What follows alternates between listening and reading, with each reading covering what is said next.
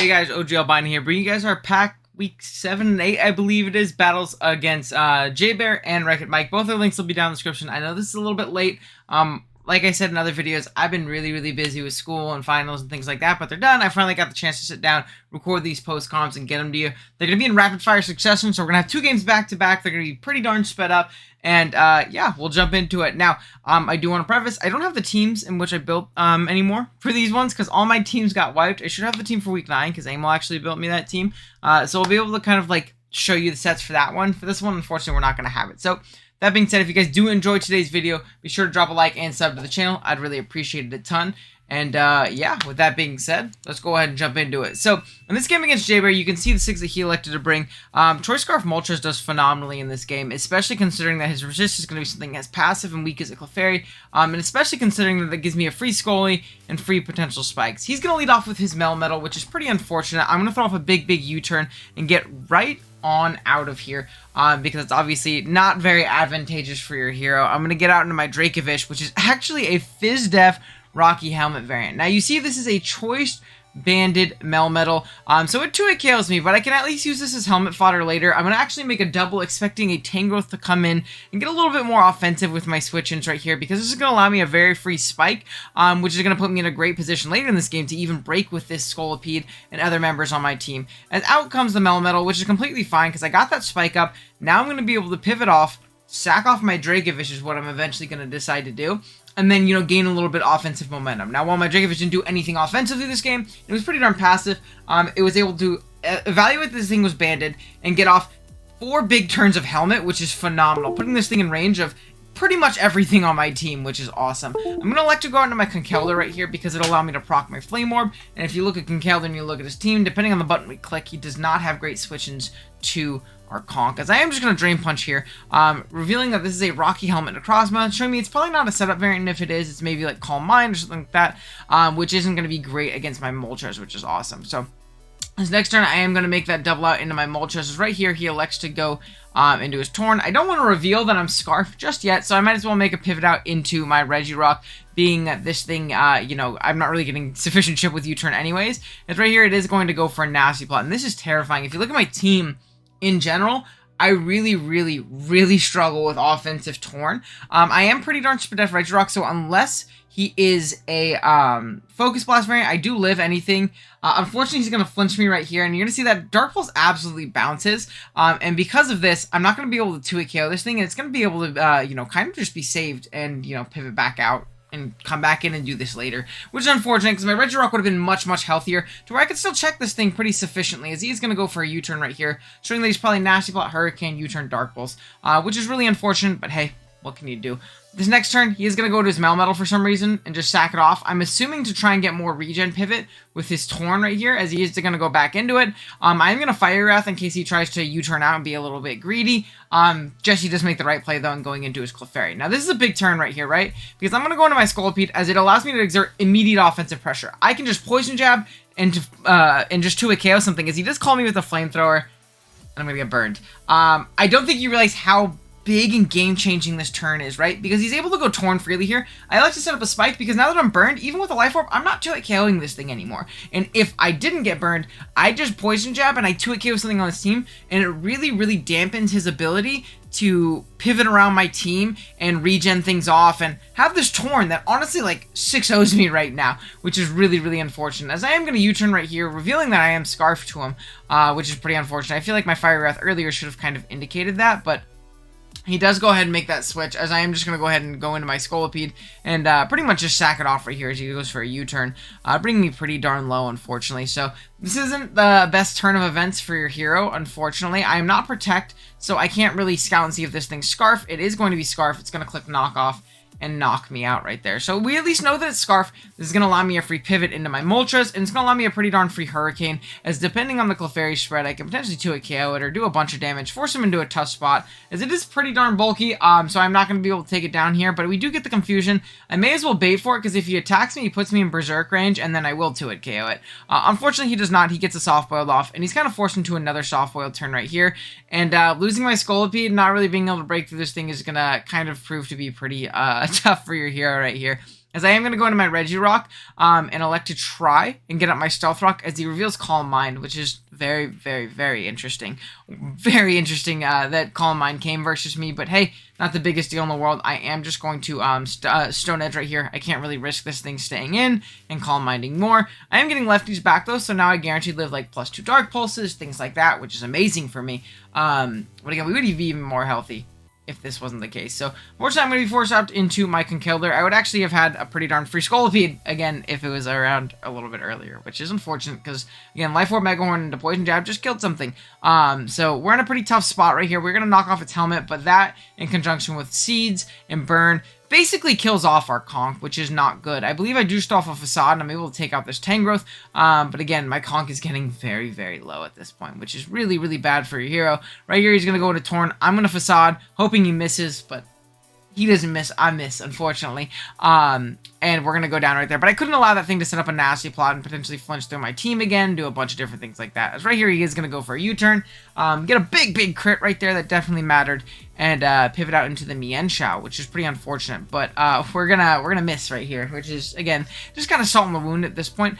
He's going to high jump kick, showing that he is reckless as well. We saw no regen from the damage he took earlier, which is good to know. I can't really switch into regen whatsoever. I'm going to go for a Calm Mind Hail Mary, as there's no real other way for me to win this game other than him missing or choking and switching out. But yeah, he is going to stay and make the correct play and just high jump kick me. I'm going to Roost in case he misses. He doesn't, and we're going to get cleaned up by the Mienshao.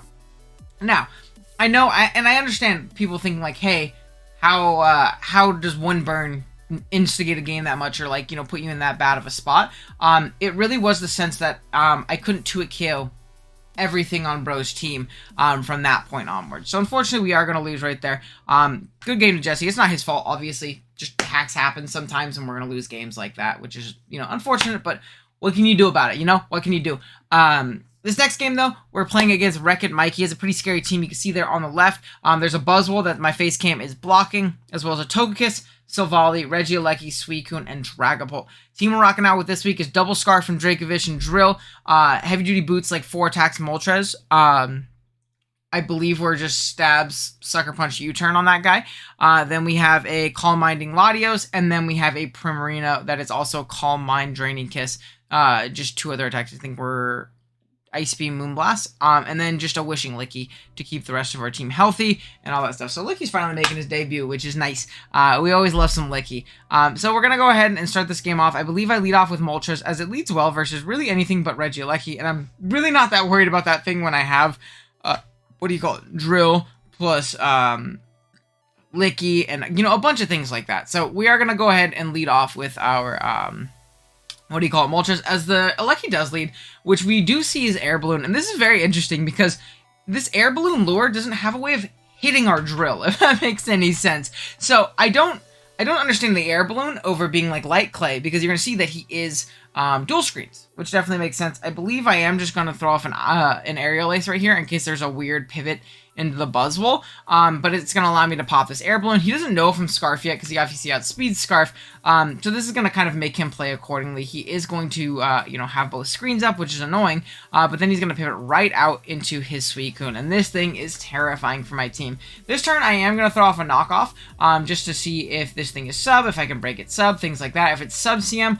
I'm pretty sure my Prim can just always beat it 1v1 very easy, as it just does not get reliable enough recovery if it's not rest. So I'm going to knock off its Rocky Helmet, which is nice to know, and then we're going to Toxic it. Now, the way he's playing this thing makes me think he is probably Rest Talk, especially if he's Rocky Helmet. I don't see a Calm Mind Suicune coming without a way of healing itself. So this turn I'm going to go into my Prim, as even when it starts boosting up, it's not really going to be able to break through me. Even with crits, he would need 2 crits in a row, and I'd need to be pretty, actually have a little bit of chip for 2 crits in a row to even kill me. Whereas if I get it to +6 and I crit through him, not only do I beat him, I win the game. So I'm okay with playing this game, especially considering that he's poisoned right now, and the fact that he's setting up also means that he's going to have to rest off this damage eventually. So this is going to last a while. And once we kind of get boosted up, I'll probably skip forward a little bit just so we don't sit here forever. But you're going to see this thing is going to show to be rest this turn, and I'm going to just Calm Mind up to +6. And from this point, again, it's kind of a crit game, but I'm I'm in a more advantageous spot when it comes to these crits, especially considering now that I know that this is Calm Mind, Rest Talk, Scald, I know my Latios can beat in the back too. So this is a calculated risk I'm willing to take, because if I win this crit war and I get this crit, I win the game. I believe I do need to have it like at like 85, I think, or 80 for Draining Kiss crit at +6 to guaranteed kill. And then I think a crit Scald does like 50, 60%, and then crit Ice Beam does a little bit less than that as well. It does like 40% at +6. So these are all things to note, and all kind of alternating between these moves. The only issue is I'm slowly running out of PP because it's just pressure. But again, I'm completely fine with playing this Calm Mind game because I can force him into rest. I get more opportunities to attack than he gets opportunities to attack. So this is something I'm definitely fine with. I Scald this turn because I know my Draining Kiss won't kill, so I might as well bait for a burn, because Scald into burn always does put this thing in range. And from here, since I knocked off the Rocky Helmet, I could throw very free Draining Kisses. And again, you see it still does considerable damage, so he's going to be forced into a ton of rest. So he's going to be burning through PP as well right here, as I do kind of like alternate Scalds, because Scald crits can also kill at certain points and things like that. Unfortunately, we get burned, but you know, it's kind of a byproduct of playing the way we are right now. I do Draining Kiss right here, again down to 25, and you're going to see this goes along for a while. So I'm going to go ahead and skip forward. You guys are going to miss out on the music for just a second. I apologize. Where are we at? We're almost there, guys. You're gonna see, though, the main thing to kind of take away from this is that I am not going to win this this crit war, unfortunately. I never once get a crit. I do get a freeze at one point, which is kind of funny. But I am gonna be able to pivot out here on a rest turn and get into my Latios. And again, despite me losing all the PP on my Prim, I was fine with taking that risk. I was able to deduce what kind of set this was, and figure out that my Lati could beat it very easily, as I was a pretty darn bulky Latios with Leftovers and Calm Mind. So at that point, Psyshock was going to be able to break through this thing pretty darn easy, which is great for me. I'm going to be able to roost up, and even crits aren't going to be able to, you know, completely OHKO me once I start getting, you know, healthy and things like that. I do have to stay out of range of a crit, but you know, they're just good things to know in general. And he's running out of Scald. If he wants to continuously spam Scald, I'll be able to stay out of range of crit and, you know, potentially beat him, which is, again, really, really nice for me. So I'm going to throw off a big Psyshock right here. You're going to see that is just a raw 2-hit KO. I believe I do feel pretty comfortable in roosting right here. I don't remember. Do I roost right here? Yeah, I do roost, because roost will get me out of range of a crit, and it'll keep me pretty darn healthy too, going forward for other things potentially to, you know, still do work here, as we are going to get some lefties back, and then I'm just going to take this thing out with a Psyshock, because there's no way I can get any healthier against this thing, and I don't really need to boost up past +2 to really sufficiently break through or clean this team right here. As next up, the Dragapult's going to come out, and unfortunately, being that my Prim is so chipped, I don't have much good counterplay for like a physical DD Pult.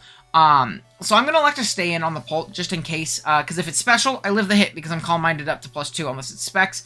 And if it's physical, which you're going to see that it is a physical Life Orb variant, almost max attack, or like, you know, a lot of attack investment, it is going to knock me out with this U-turn. Again, that's unfortunate that I kind of lost my Lottie and my Prim in those scenarios, but it's not the end of the world, if that makes any sense. As right here, the Regieleki is going to come out. There's no more screens, obviously, with the 8 million turns that happened in between us skipping.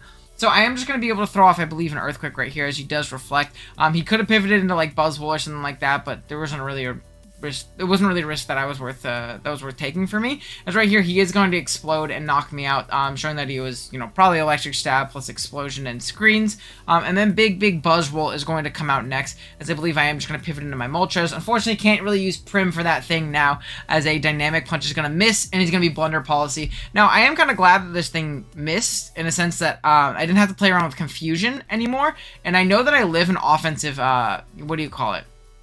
Close combat from this thing, and Berserk is going to allow me to knock this thing out with Air Slash, which is great. Unfortunate thing is, obviously, my Moltres is going to go down, but hey, what can you do?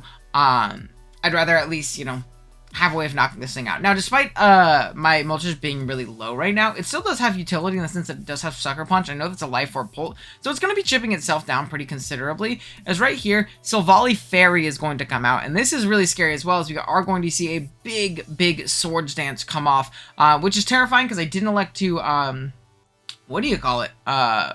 Air Slash there. +1 Air Slash would have chunked it, but it also could have just knocked me out as well. As another Swords Dance is going to come off, and this is going to be terrifying, as you'll see, as my Licky is basically going to be reserved to chipping this thing down and trying to beat it down with Toxic, as I'm going to try and pivot around and kind of stall out enough turns to where I can win with something a little bit later on. As right here, you're going to see Flame Charge is going to come out, so it does get that speed boost, which is terrifying. I am going to Wish on up, just because I can potentially live some hits a little bit later on, and then I'm going to knock off this turn right here, just in case you wanted to go for another Swords Dance or something like that, catch him being a little bit greedy. In hindsight, I probably should have just protected, as it would have just got me more toxic turns, and that's all I need. But I'm going to be able to go into my Prim right here. I'm going to die to a multi-attack, but it's going to allow another turn of toxic, which is great. And really, my best bet of winning this game at this point is going to be my Scarfed Drill, which is really, really nice. I am going to go into my Dracovish. Unfortunately, it is going to go down right here, obviously, to the +4 multi-attack fairy. But what this is going to do is, after poison damage, I am going to put this thing in range of a Sucker Punch, and even if it doesn't die to a Sucker Punch, it'll die to Toxic on the subsequent turn. So as long as this thing isn't Random Rest, we're in a good position as we do knock it out, which is great. And if it was Random Rest, we lost the game anyways, unfortunately. Next up, Togekiss is going to come out, and right here, I kind of need a free switch into my Drill. I don't want to get, what do you call it, Flamethrower on the switch-in, and my Iron Head does not kill that thing from full. So I'm going to go for Air Slash Chip to chip it down. We actually get a flinch the first time, which is awesome. It's going to guarantee put this thing in range no matter how Fizz-Def it is. And we're going to go into our Scarf Drill, and it basically comes down to us getting a flinch on the Dragapult, because if he's Flamethrower or anything like that, we do unfortunately die. Now, if he's all physical, I believe he might even die to a Darts from like an Adamant Life Orb Bolt. But I have no other play. I'm going to go for an Iron Head, and I feel like I've earned a little bit of hacks coming my way after my pretty rough season here in NCP, and we do get the flinch, which is awesome. Sucker Punch is not going to take us out, so he was Sucker Punch. I believe he was like Darts, Sucker, Flamethrower, U-Turn, and we're going to knock it out, and we're going to win the game, which is awesome. So, we're able to go 1-1 these last 2 weeks. Next week, we are 4-4 currently. If we win next week, we have a shot at playoffs, despite going positive. It's still kind of up in the air because we have pretty bad differential. We've won a lot of our games have been close wins. So if we win next week and we need 1 of 3 people to lose, then we can make playoffs because we have the lowest diff out of the 4-4 teams, I believe. So we really need a couple people to lose, and we really need to win next week. I believe we play against BadassFroslass, who's having a great season. Aim built us that team. It's a really fun game. So I'm excited for you guys to see it, and it'll be up on time. Hopefully. It should be up on time. But thank you guys for watching. I apologize for this being late. And yeah, with that being said, I'll see you guys next time. Later.